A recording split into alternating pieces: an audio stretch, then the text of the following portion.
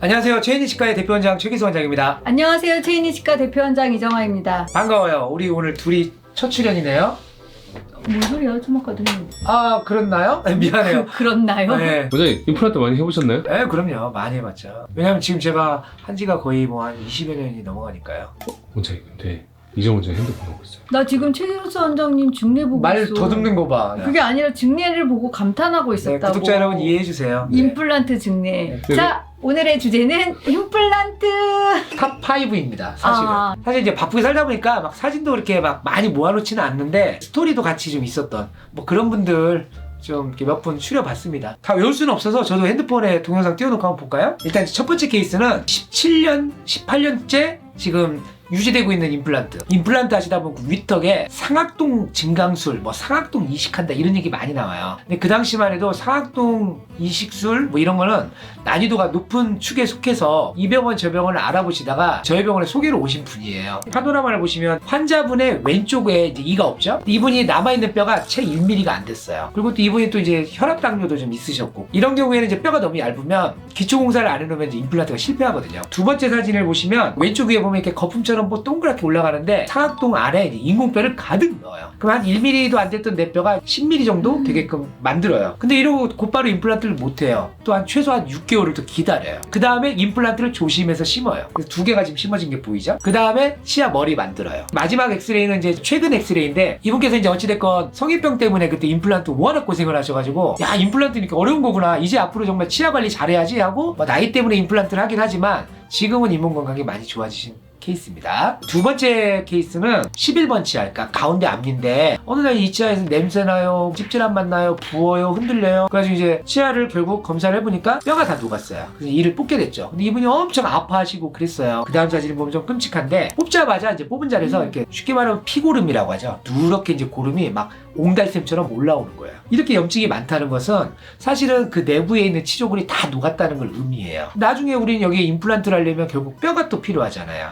그래서 이제 그 다음 화면을 보면 하얀 가루처럼 생긴 게 일종의 인공뼈예요. 인공뼈를 뽑은 자리에 가득 집어넣고 골조가 만들어지게끔 막도 처리하고 기다려요. 원래 염증이 이렇게 많았으면 잇몸이 막 이렇게 위로 올라가고 줄어들고 보기에 라인이 좀 안 이쁜데 잇몸 라인을 거의 옆치하고 비슷하게 완성시켰다는 게 중요한 거죠. 그 다음에 이제 엑스레이 보면 임플란트가 심어졌고 크라운이 만들어진 거죠. 잇몸 라인이 약간은 올라갔지만 기존에 염증이 많았었던 거에 비하면 굉장히 선방했던. 처음 사진이랑 비교해보면 진짜 거의 비슷해. 네, 그리고 잇몸 색깔이 첫 사진은 회색이고 지금은 잇몸 색깔이 핑크빛으로 이제 돌아왔죠. 그러니까요. 이분도 약 한 지금 한 8년 정도 된 것 같은데 잘 유지되고 있습니다. 우리는 흔히 임플란트를 심으면 크라운이 막 부서지거나 이런 일들이 있어요. 근데 지금 보여드릴 케이스는 정말 저도 임플란트 30년 하면서 처음 겪어본 임플란트 몸체가 아예 끊어져 버린 케이스입니다. 확대된 사진인데 뼈 안에 있는 이건 티타늄으로 돼서 어지간해서는 안 부러지거든요. 근데 이제 이렇게 부러진 거죠. 그러니까 이제 결국은 새로 임플란트를 다시 해야 되잖아요. 그러면 이 기존에 들어가 있는 임플란트를 빼내야 되겠죠. 일단 겉에 있는 임플란트를 빼냈어요. 근데 속에 또 임플란트 절반이 남아있잖아요. 지하실 밑에 박혀 있어서 빼내기가 여간 어려운 게 아니에요. 그래서 이제 특수한 기구들을 이용해서 나와 있는 임플란트 나머지 조각을 보시는 거고 그 다음 보면 이제 잇몸 뼈가 완전히 폭탄 맞은 것처럼 뻥 뚫렸겠죠. 결국 여기다 다시 또 뼈 이식을 막 해요. 그리고 나서 최소 또 한 6개월, 4개월 기다려요. 그러면 신기하게도 또 넣어놓은 그 구멍 안에 인공뼈들이 다시 내 뼈처럼 굳어요. 다시 이제 엑스레이 보면 언제 그랬냐는 듯이 새로운 임플란트를 좀 더 굵은 걸 심고 치아를 완성하게 됩니다. 자, 그 다음에 이제 인생의 네 번째 임플란트 케이스. 근데 이거는 네 번째는 정말 어렵다. 일단 위에 아래 다 해야 되는 거 아니에요? 맞아요. 약 한 15년 정도 되신 분인데요. 성인병이 되게 심했던 거예요. 몸 상태가 너무 안 좋은 거죠. 그래서 이 뽑으면 안 돼. 뭐 이런 이제 진단을 받으셨는데 임플란트를 위해서 이제 체계적인 몸 관리를 하신 거죠. 일단은 이제 아래턱을 먼저 완성을 하고요. 보통 똑같은 조건에서 심으면 아래턱은 심고 나서 3개월이면 완성이 되는데 윗턱은 4개월 이상 걸려요. 그래서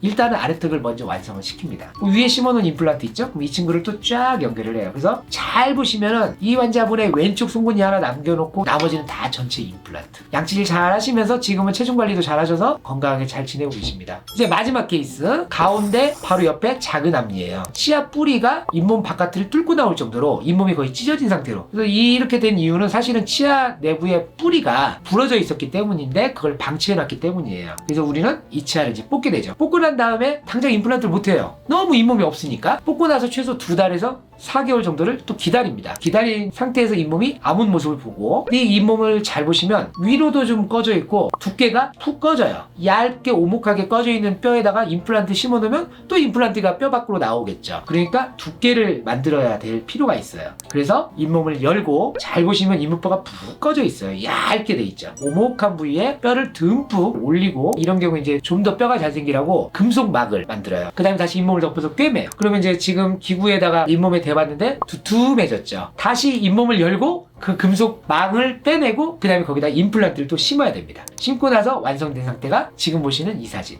엑스레이 보면 이제 이렇게 완성이 돼 있죠. 그 핵심은 뭐냐면 이렇게 한없이 올라갔던 잇몸 라인이 옆에 친구들하고 그러니까. 비슷하게 맞췄다. 다행히 환자분이 또 협조를 잘 해주셨고 치료 결과가 잘 나와서 기억에 남는 한 케이스입니다. 자, 오늘은 제 임플란트 인생에 정말 기억에 남을 만한 5케이스를 보여드렸습니다. 여러분들이 보신 거와 마찬가지로 정말 어려운 케이스, 정말 안 될 것 같은 케이스라도 사실 요즘은 의료기술이 많이 발달이 돼서 좋은 실력 있는 의사 선생님을 만나서 치료를 한다면 어지간한 경우 다 성공시킬 수 있습니다. 그냥 일반적으로 생각했을 때는 임플란트 개수가 막 많은 거가 어려울 것이다 라고 생각이 드는데, 앞니 잇몸을 이렇게 이쁘게 만드는 거가 사실 굉장히 난이도 높은 건데 인생 케이스가 맞긴 맞는 것 네, 같아요. 자랑할 만하죠? 네, 잘했어요. 잘했어. 고마워요. 아무튼 오늘 유튜브 구독해 주셔서 감사합니다. 감사합니다.